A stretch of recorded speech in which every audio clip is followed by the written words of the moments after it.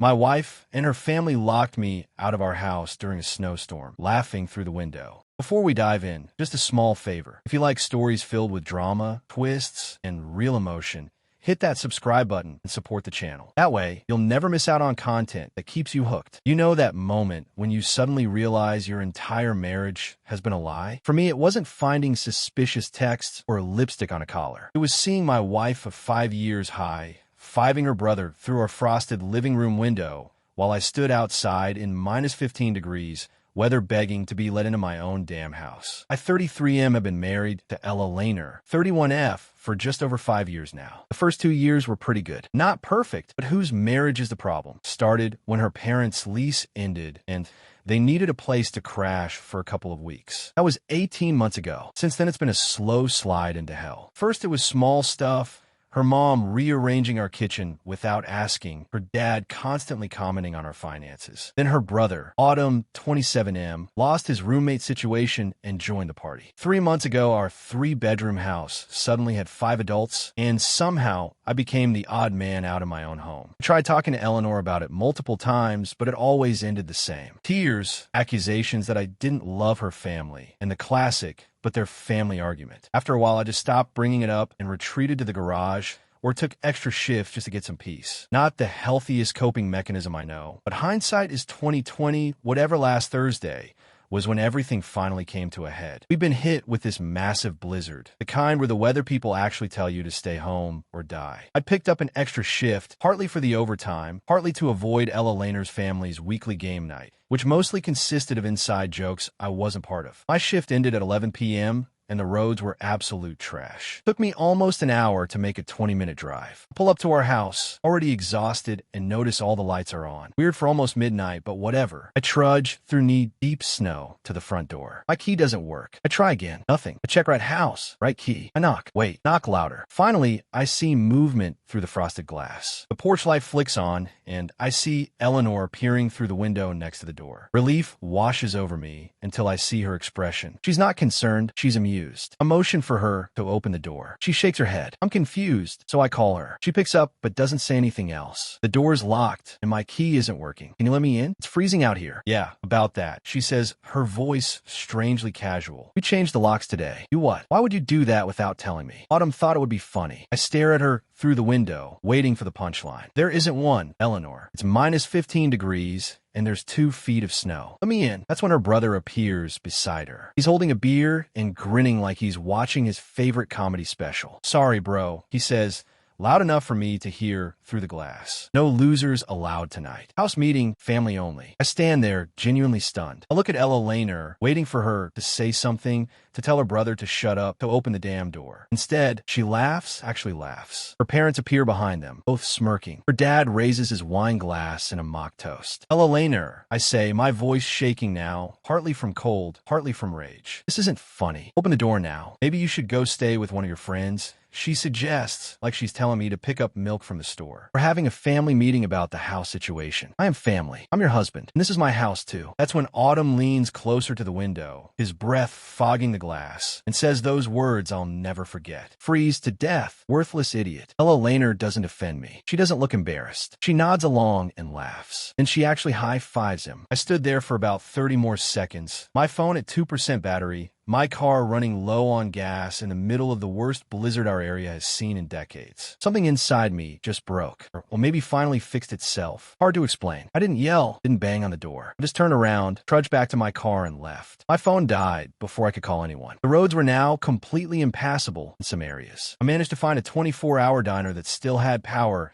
and sat there drinking coffee until morning, using their phone to call my buddy Brandon. He said I could crash at his place, no questions asked. I spent the next 3 days at Brandon's apartment, completely off the grid. No social media, no contact with anyone from my regular life. I needed time to think, to process what had happened on Sunday night. I finally charged my old phone. 47 messages. That's not an exaggeration. 47 separate messages across texts, voicemails, and DMs on various platforms. The first few were angry. Very mature, Atlas. Atlas. Stop being dramatic and come home. Mom and Dad think you're being ridiculous and concerned. Where are you staying? Just let us know you're okay then. Panicked. Seriously, this isn't funny anymore. We called all your friends. Please just respond. The most recent ones were straight up begging. Please come home. I'm sorry. We were just joking around. Autumn feels terrible. Everyone's worried sick. My favorite was from Eleanor's mom. We never meant for you to actually leave. Please come back so we can talk this through as a family. As a family? The same family that locked me out in a life-threatening blizzard and laughed while doing it. I've never been the type to make scenes or dramatic gestures. I've always been the guy who compromises, who tries to keep the peace. The guy who let his in-laws take over his house for a year and a half without putting his foot down. But something changed that night. Standing in the snow, watching my wife laugh at me through the window,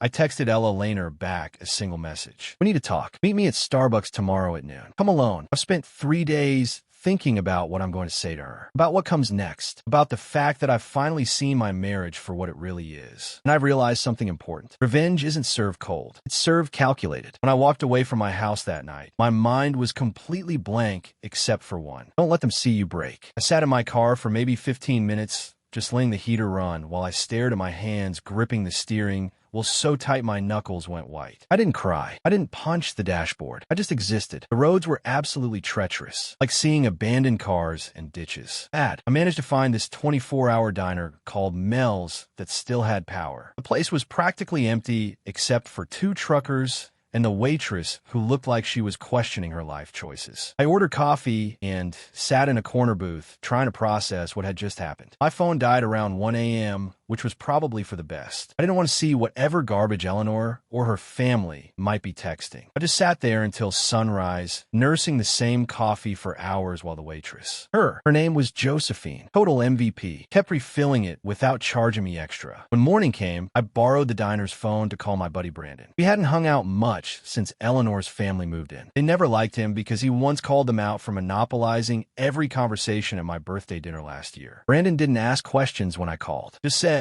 "Come over, door's unlocked, I'll make breakfast." That's when things got interesting. While staying at Brandon's, I did 3 critical 1. I got a new phone with a new number, kept my old one to monitor messages, but didn't respond to anyone. The old phone stayed off most of the time to preserve battery. Since I didn't bring my charger, I went to check our joint account. Guess what emptied? Not completely, but damn near. There was $372 left in an account that had over $8,000 last time I checked. About 2 months ago, I checked the transaction history. Eleanor had been slowly moving money to an account I didn't recognize for months. In total, about $7,800 of our money disappeared. 3. I went to our bank's branch and got into our safety deposit box to secure important documents. Birth certificate, car title, etc. Thankfully, I put these there before her family moved in, so they couldn't touch them. Brandon was incredible through all of this. He let me crash on his couch, listen to me rant, and help me brainstorm next steps. He even let me borrow clothes since I literally had nothing but what I was wearing when I got locked out. The second day, I went to work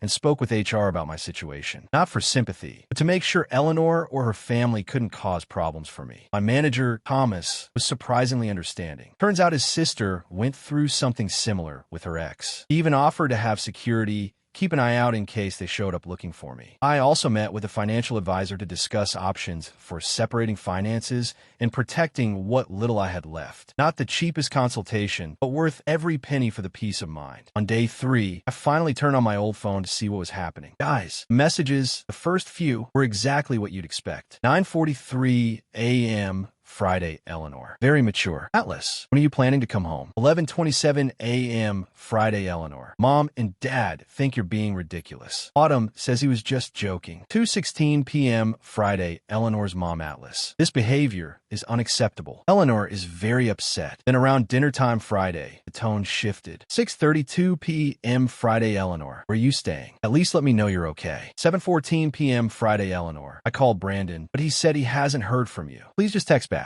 8:45 p.m. Friday, Eleanor. Your work said you called in. At least I know you're alive by Saturday morning. Full panic mode. 7:13 a.m. Saturday, Eleanor. Atlas, please answer. This isn't funny anymore. 7:14 a.m. Saturday, Eleanor. I'm worried something happened to you. 8:22 a.m. Saturday, Eleanor's dad. Son, we need to talk about what happened. This silent treatment isn't solving anything. 9:07 a.m. Saturday, Autumn. Hey man, I was just messing around. Didn't mean anything by it. Come home so we can sort this out. Saturday afternoon, is when it got really interesting. 1:44 p.m. Saturday, Eleanor. We filed a missing person report, but the police said since you called work, they can't do anything. Please just come home. 2:33 p.m. Saturday, Eleanor. Your sister called me asking where you were. Did you tell her what happened? Fun. I didn't. But my sister Dorothy has always seen through Eleanor's BS. By Sunday, the messages were coming in every hour, increasingly desperate. 9:14 a.m. Sunday, Eleanor. Please come home. I'm sorry. We were just joking around. 9:32 a.m. Sunday, Eleanor's mom, Atlas. We never meant for you to actually leave. Please come back so we can talk this through. As a family. 10:17 a.m. Sunday, Eleanor. I love you. Please come back. I'll make this right. 11:45 a.m. Autumn. Dude, everyone's freaking out. Just let us know you're okay. I'm sorry about what I said. The last message before I responded was from Eleanor. 2:17 p.m. Sunday, Eleanor. Please. I'll do anything. Just come home. That's when I sent the Starbucks message. Now, about that meeting, I specifically said, come alone for a reason. Guess what Eleanor did? Showed up with her entire entourage. Parents, brother, the whole circus. When I walked in and saw them all sitting there, I almost walked right back out. But I decided to play it cool. I sat down,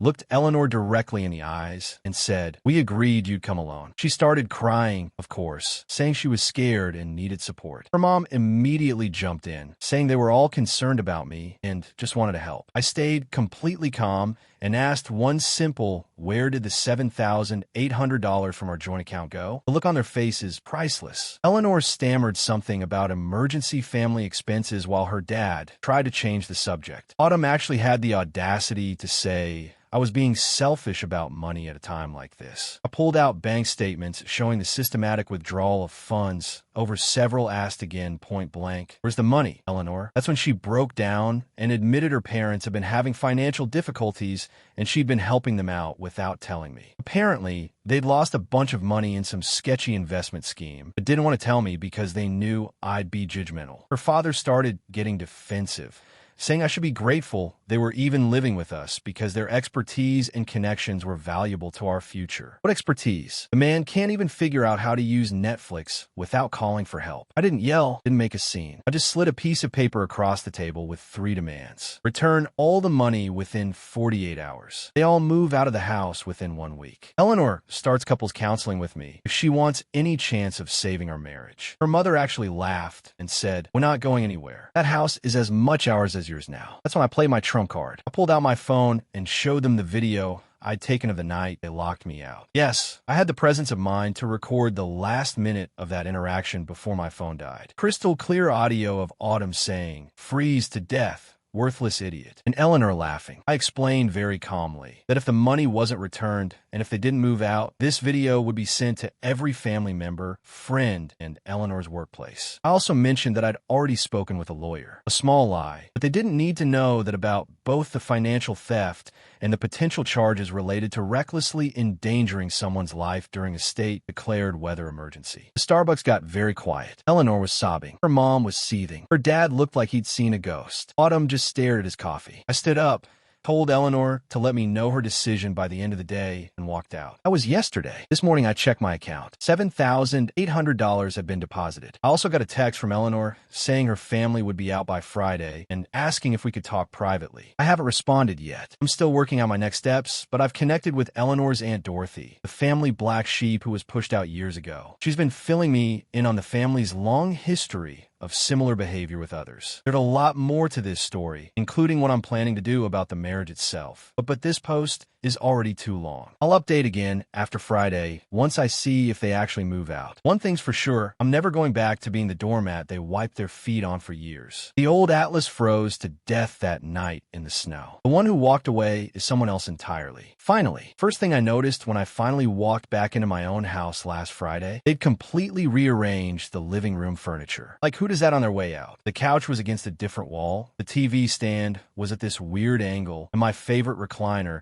the one Eleanor always complained about, was shoved in the corner like some kind of punishment. Such a petty final move. But weirdly, it made me laugh. First genuine laugh I'd had in weeks. Thanks for all the support on my previous posts. Reading your comments has been like having thousands of friends who actually give a damn about me. Something I clearly didn't have IRL for quite a while. Anyway, buckle up because a lot has happened since my last update. So they actually moved out on Thursday a day early, which immediately made me suspicious. Eleanor's family never does anything ahead of schedule. people. They're the type to squeeze every last second out of a deadline and then ask for an extension. I had Brandon come with me to check the place first, just in case they trashed it or something. The house was weird. Not destroyed, but definitely not how I left it. Besides the furniture rearrangement, I found little surprises. The thermostat was set to 63 degrees. Eleanor knows I like it at 68 degrees. All the family photos have been taken down, but only our wedding photos. My PlayStation was still there, but all my save game data had been deleted. Petty AF. The fridge had been cleaned out completely. Not even condiments left. Someone had changed all the light bulbs to those harsh white ones I hate. Nothing worth calling the cops over, but definitely a passive-aggressive middle finger on their way out. The strangest thing was finding a letter from Eleanor on the kitchen counter. Not a goodbye note or an apology, a freaking bill. She'd itemized her share of household expenses for the past 5 years with a note saying we were now even for the $7,800. I actually took a picture and posted it on my Instagram story. The comments were wild. I texted Eleanor asking to meet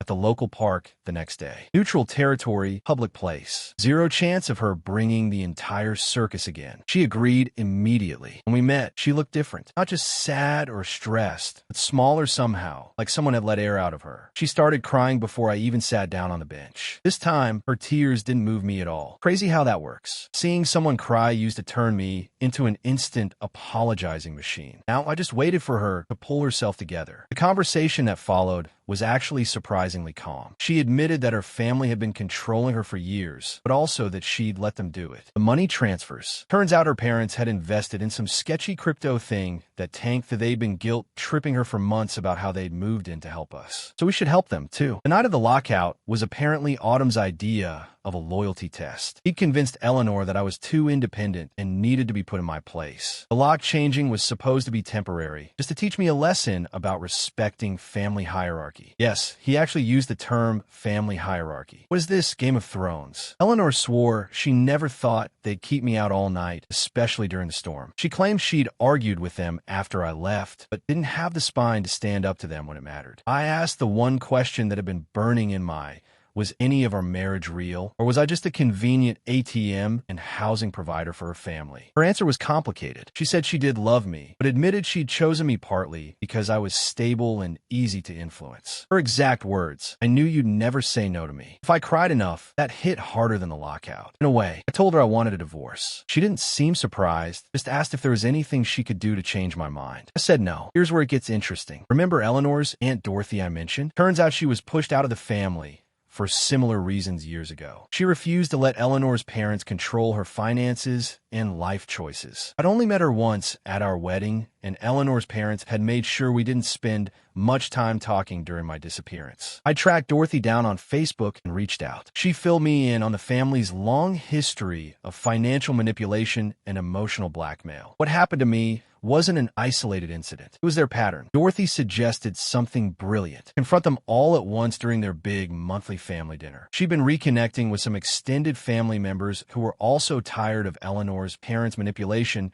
but had been too afraid to speak up. So last Sunday, I showed up unannounced at Eleanor's grandparents' house during their monthly dinner. Dorothy came with me for moral support. The look on everyone's face when we walked in together was priceless. Eleanor's mom actually choked on her wine. Her dad went pale. Autumn tried to leave, but his girlfriend, who I'd always liked, made him stay put. I didn't yell, didn't make a scene. I just calmly laid out everything. The lockout, the stolen money, the years of manipulation. I played the video of them laughing at me in the snow. Then Dorothy shared her story, which eerily mirrored mine. The extended family had no idea about any of this. Eleanor's grandparents were horrified. Her cousins were texting furiously, probably updating their group chat in real time. Her uncle Robert actually stood up and said he'd experienced similar treatment years ago, but thought he was the only one. One by one, family members started sharing their own stories of manipulation by Eleanor's parents. It was like watching dominoes fall. Years of pent-up resentment came pouring out. The best part, Autumn finally cracked under pressure and admitted that locking me out had been a calculated move to push me away permanently. His girlfriend dumped him on the spot